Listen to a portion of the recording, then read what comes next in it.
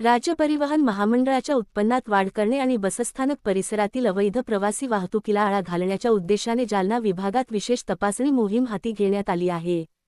दिनांक 1 जुलै ते 10 जुलै 2026 या कालावधीत एसटीच्या सुरक्षा व दक्षता शाखा, उपप्रादेशिक परिवहन विभाग, आरटीओ आणि स्थानिक पोलीस यांच्या संयुक्त पथकाने बसस्थानकापासून 200 मीटर नु पार्किंग क्षेत्रात अवैध प्रवासी वाहतूक करणाऱ्या वाहनांवर कारवाई करत एकूण 14,500 रुपयेचा दंड वसूल केला।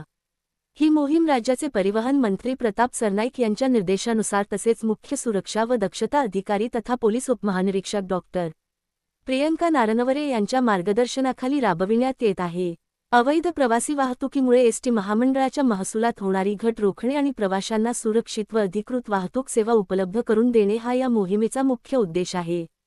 या कारवाईत सुरक्षा अधिकारी रवींद्र जाधव, सुरक्षा निरीक्षक सज्जनसिंग जारवाला, सहायक सुरक्षा निरीक्षक Deepak Jadhav, police head constable Vijay Jadhav, चालक विजू चव्हाण तसेच वाहतूक नियंत्रक किशोर कचार यांनी सहभाग घेतला।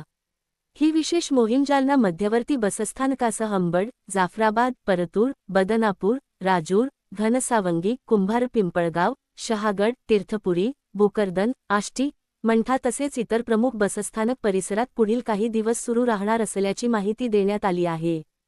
ताज्या बातम्यासाठी लॉग ऑन करा नेत्रा न्यूज 24।